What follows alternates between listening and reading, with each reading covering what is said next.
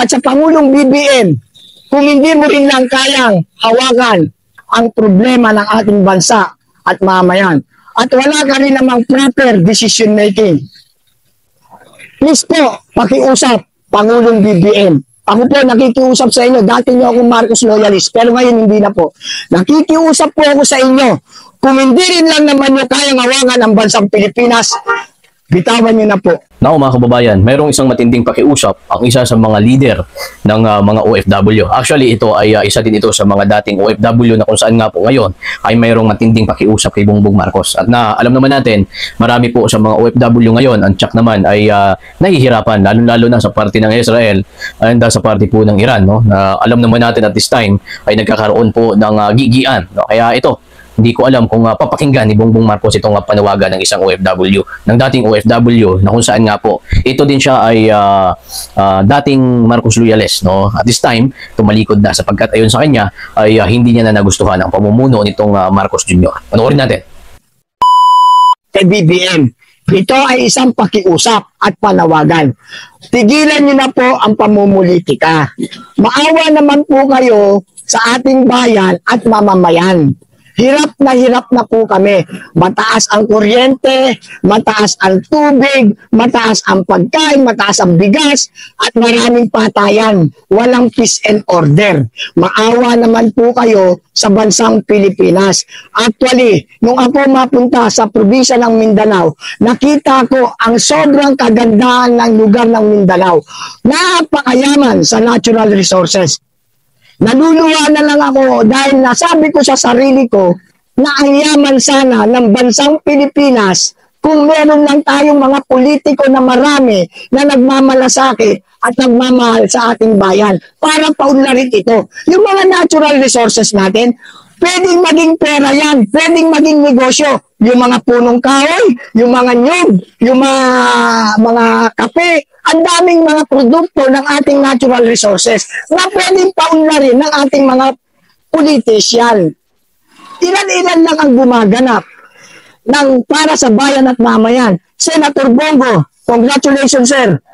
Yan, may malasakit center, tumutulong sa ating mga mamayan, mga mahirap. Yan, magaling na politician. Pangalawa, Senator Ronald Bato de la Rosa. Yan, may paninindigan din. Ipinaglalaban ang mga kapayapaan para sa ating bansa. At maaasahan mo pagdating sa peace and order. Salute, Senator Ronald Bato de la Rosa. Maraming salamat. Congratulations sa iyo.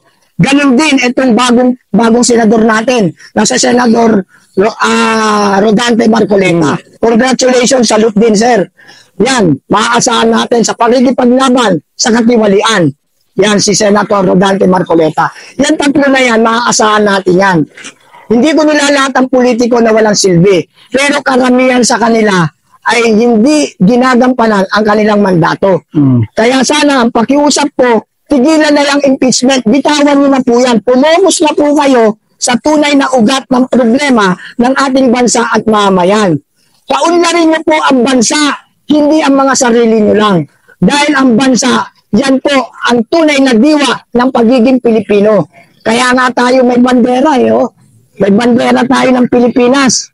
Yan ang ating kasarinlan. Yan ang ibig sabihin na tayo ay Pilipino. Ngayon, kung tayo may mga Pilipino at meron tayong sariling bandera, hindi nyo ba ikatutuwa kung ang bandera na yan ay magwawagayway sa buong mundo na umaasenso na tayo dahil sa mga matatalino at magabayan at magamamayan na politiko?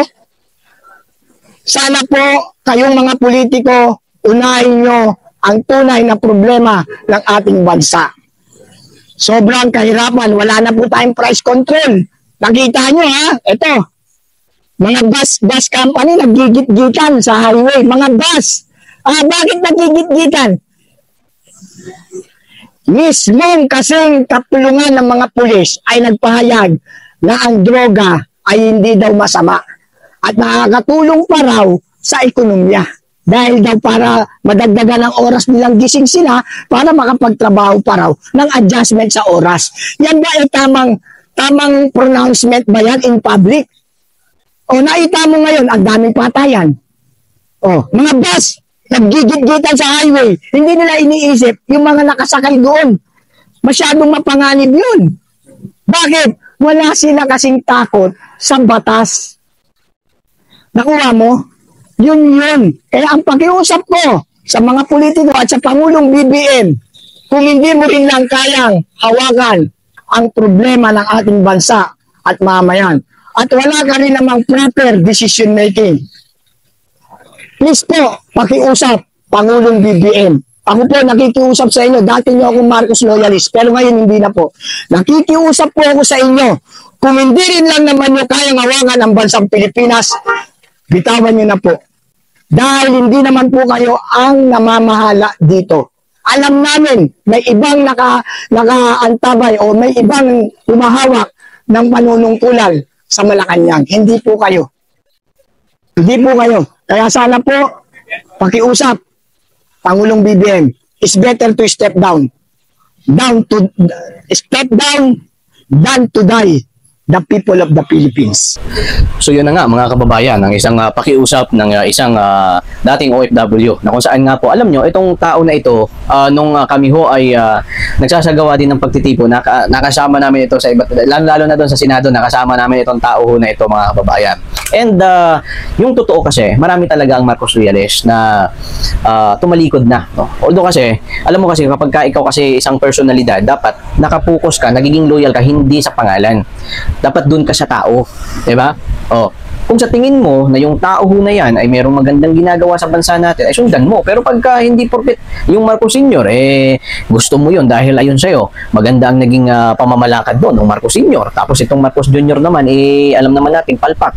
Oh, ay alangan naman dahil Marcos loyalist ka, susuportahan mo pa rin yan. Alam mo, napakarami po.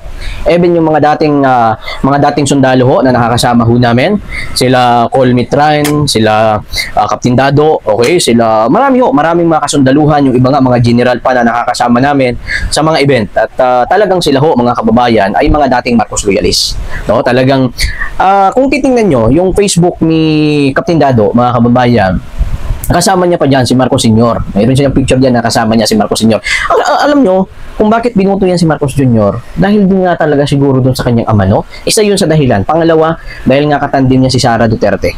Oo, kasi gaya ng aking sinabi doon sa nakalaang kong vlog, kung si Sara Duterte kasi, kung sa tingin ho ninyo, mga kababayan, ay nanalo dahil kay Bongbong Marcos. Isang ano yun hindi makatotohanan. Dahil ako po, naniniwala ako kung bakit nanalo si Sara Duterte dahil talaga yan sa naging ano ng kanyang ama. Kasi nga po, nung pamumuno ni former President Duterte, talagang napakataas ng ratings bago siya bumaba bilang Pangulo.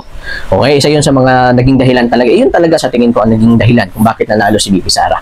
Kumbaga, although may kunting kurot dyan kay Bongbong Marcos, no? Kasi alam naman natin ang kanyang ama noon talagang sikat. Kasi nung nagsasurvey kami, Luzon, Visayas, Mindanao kasi, survey kami that time. Talagang yung sabi ng tao kung bakit nila iboboto si Sara at saka si Bongbong, kay Bongbong, sabi nila, katandim ni Sara. Pangalawa, dahil nga anak daw di umano ng isang magaling na Pangulo.